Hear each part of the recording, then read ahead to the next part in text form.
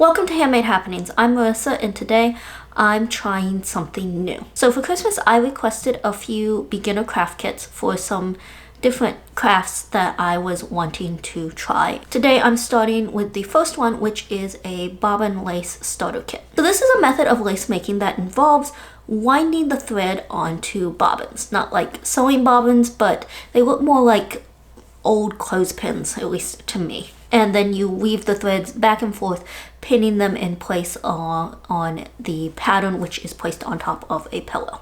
I forget how I first learned about this method of lace making, but I do remember finding a short on YouTube, which I sent to my friend Holly, and her response was something like, "That gives me a headache, but go for it." So I picked this kit from Snow Goose Lace, which I mainly picked it because it came with a book called Bobbin Lace Without a Teacher. In addition to that, it came with the other supplies needed to get started with this, which was a pillow, the 2 different colors of thread, bobbins, a pricker for poking holes in the patterns, and some pins. The first pattern required 2 pairs of bobbins and focused on learning the 2 moves that seem to make up every stitch in bobbin lace, and that is cross and twist. So this started out by placing 2 pins at the top of the pattern, which was pinned to my pillow, and a pair of bobbins was hung from each. So a cross is when you take a bobbin and move it from left to right over the bobbin next to it.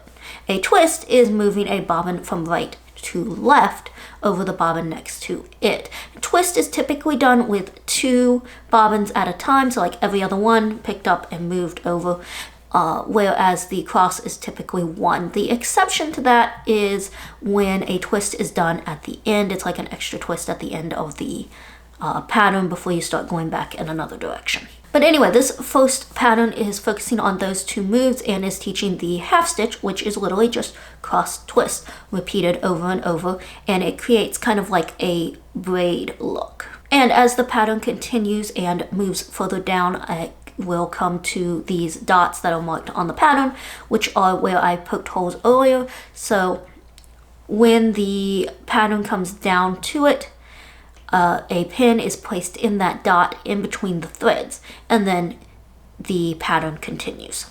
And this wasn't too difficult. I had done it before using some makeshift supplies just to kind of try it out and see how I felt about this before investing in anything. So once I kind of remembered that I had done it, it went pretty smoothly, though I must say the results this time were a lot better than what I got before.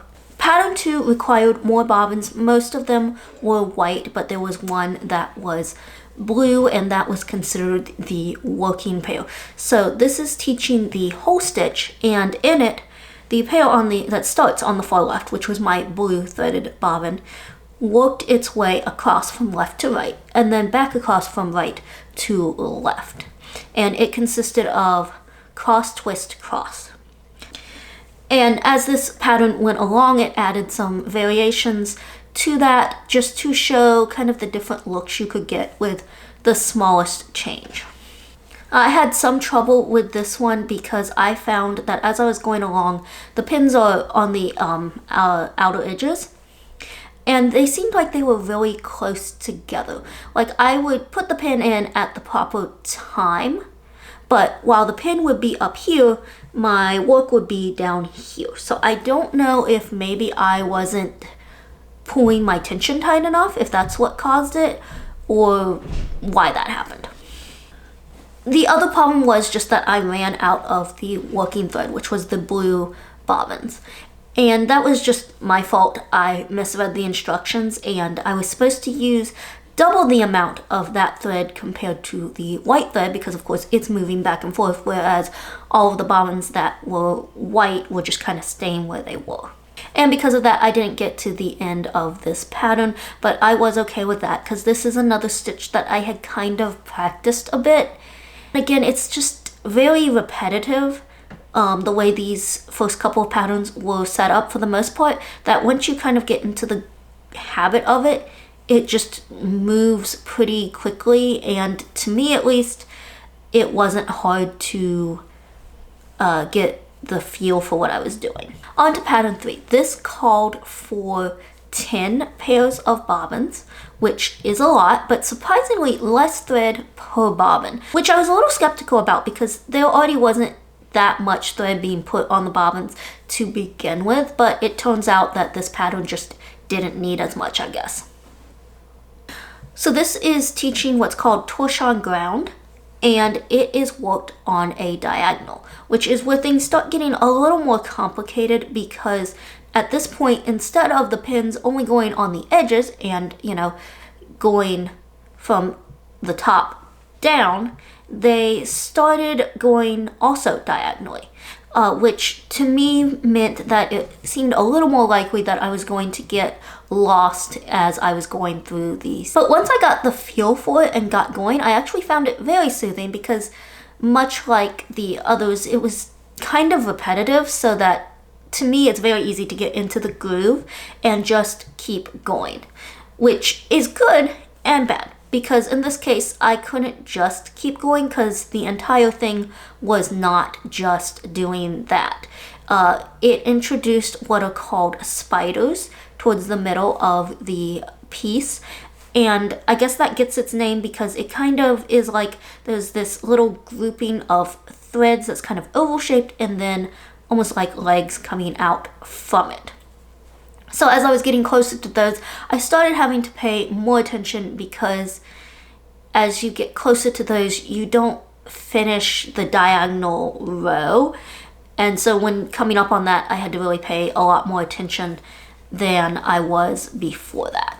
Now the pattern only had room to do 2 spiders, and the book suggested that you do the one following the directions, and then when you get to the second one, try and do it without having to look at the directions. The first one I did following the directions, but evidently missed a step or like a repeat of things, so it didn't really turn out. The second one I did half looking at the directions and half not. Kind of what I was doing was I was going, this is what I need to do, and then looking back to confirm that I was correct before proceeding. And that time I didn't miss the step that I had missed before, but to me it still didn't turn out. So I don't know what I did the second time for as to why, but I definitely need more practice on that. In addition to that, I also tied this one off wrong. So like I said, this is a pattern that I will be repeating again and possibly even again a few more times until I get it right.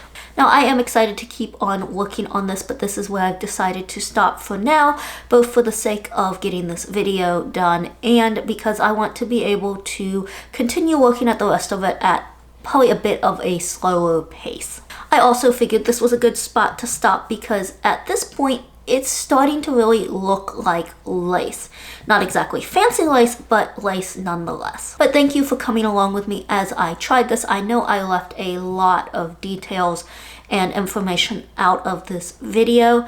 So if I've piqued your interest in this technique and you would like to try it, I will link a video tutorial in the description, which I think is the one that I watched before getting this kit. And as always, I hope you will join me next week for another handmade happening.